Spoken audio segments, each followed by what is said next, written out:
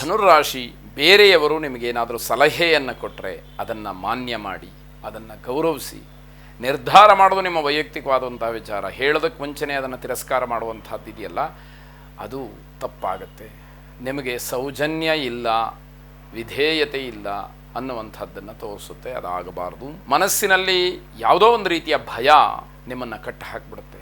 ಯಾವ ಕೆಲಸಕ್ಕೆ ಮುಂದಾಗೋದಕ್ಕೂ ಭಯ, ಆತಂಕ, ಎಲ್ಲಿ ನನಗೆ ತೊಂದರೆ ಆಗುತ್ತೋ ಅನ್ನುವಂಥದ್ದು. ಕೊನೆಗೆ ಜೀವಭಯವು, ನನ್ನ ಜೀವನಕ್ಕೆ ಏನಾರು ಆಗಿಬಿಟ್ರೆ, ನನ್ನ ಜೀವಕ್ಕೆ ಏನಾರು ಆಗಿಬಿಟ್ರೆ ಅನ್ನುವಂತಹ ಹೆದರಿಕೆ ನಿಮ್ಮನ್ನು ನಿರಂತರವಾಗಿ ಕಾಡುವಂಥದ್ದು. ಯಾವುದೇ ಕಾರಣಕ್ಕೂ ಕೂಡ ಮನೆಯಲ್ಲಿ ಜಗಳವನ್ನು ಮಾಡಬೇಡಿ.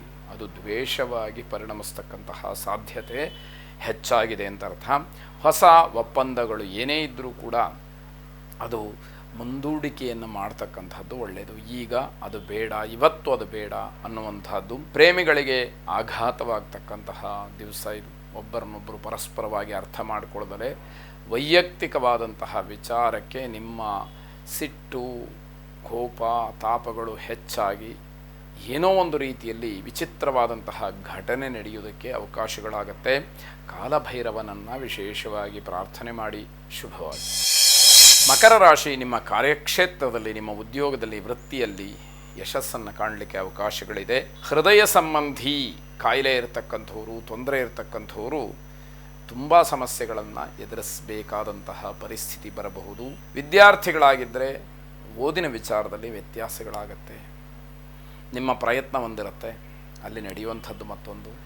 ಹಾಗಾಗಿ ಇವೆಲ್ಲವೂ ಕೂಡ ನಿಮಗೆ ಸಮಸ್ಯೆಯಾಗಿ ಪರಿಣಮಿಸ್ತಕ್ಕಂತಹ ಸಾಧ್ಯತೆ. ಕುಟುಂಬದ ಸಮಸ್ಯೆಗಳೂ ಕೂಡ ಸಣ್ಣದಾಗಿ ನಿಮ್ಮನ್ನು ಕಾಡುವಂಥದ್ದಾಗತ್ತೆ. ಯಾವುದು ಒಂದನ್ನು ಸರಿ ಮಾಡಲಿಕ್ಕೆ ಹೋದರೆ ಮತ್ತೊಂದು ಏನೋ ವ್ಯತ್ಯಾಸವಾಗಿ ಪರಿಣಮಿಸ್ತಕ್ಕಂಥದ್ದು. ಅವಕಾಶ ಇದ್ದರೆ ನಿಮ್ಮ ಕೆಲಸಗಳಿಗೆ ಒಂದಷ್ಟು ವಿರಾಮವನ್ನು ಕೊಟ್ಟು ವಿಶ್ರಾಂತಿಯನ್ನು ಮಾಡಿ, ತಟಸ್ಥ ನೀತಿಯನ್ನು ಅನುಸರಿಸಿ. ಯಾವ ವಿಚಾರಗಳನ್ನು ಹೆಚ್ಚಿನದಾಗಿ ಪ್ರಸ್ತಾಪ ಮಾಡಬೇಡಿ ಅಂತ ಅರ್ಥ. ಕೆಲಸಕ್ಕೆ ಸಂಬಂಧಪಟ್ಟಂತಹ ಹಣ ಏನಿದೆ ಅದು ನಿಮ್ಮ ಕೈ ಸೇರ್ತಕ್ಕಂಥದ್ದು. ನಿಮ್ಮ ಕಾರ್ಯಕ್ಷೇತ್ರದಲ್ಲಿ ನಿಮ್ಮನ್ನು ನೀವು ತೊಡಗಿಸ್ಕೊಳ್ಳಿ ಅನ್ನುವಂತಹ ಮಾತು.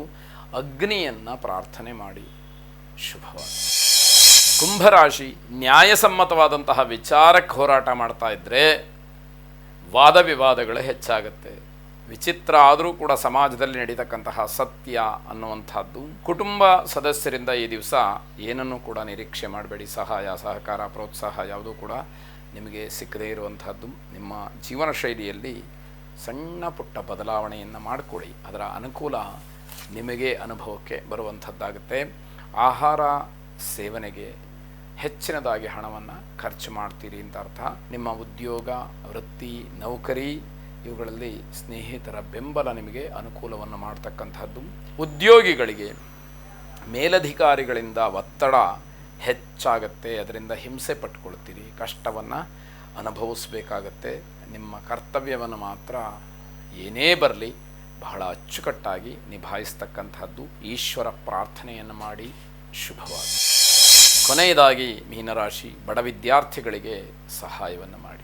ಬಡವರು ಅಂತಕ್ಕಂತಹ ತಾತ್ಸಾರಕ್ಕಿಂತಲೂ ಹೆಚ್ಚಾಗಿ ಆ ವಿದ್ಯಾರ್ಥಿಗೆ ಇದರ ಅವಶ್ಯಕತೆ ಇದೆ ಅನ್ನುವಂತಹ ಭಾವನೆಯನ್ನು ಮನಸ್ಸಿನಲ್ಲಿಟ್ಟುಕೊಂಡು ಅಗತ್ಯ ವಸ್ತುಗಳು, ಹಣವೋ, ಬಟ್ಟೆಯೋ, ಪುಸ್ತಕವೋ ಸಹಾಯವನ್ನು ಮಾಡಿದರೆ ನಿಮ್ಮ ಜೀವನ ಕೃತಾರ್ಥರಾಗ್ತಕ್ಕಂಥದ್ದು. ಭೂ ಖರೀದಿಯಲ್ಲಿ ಆರ್ಥಿಕವಾದಂತಹ ಲಾಭಕ್ಕೆ ಅವಕಾಶ ಇದೆ.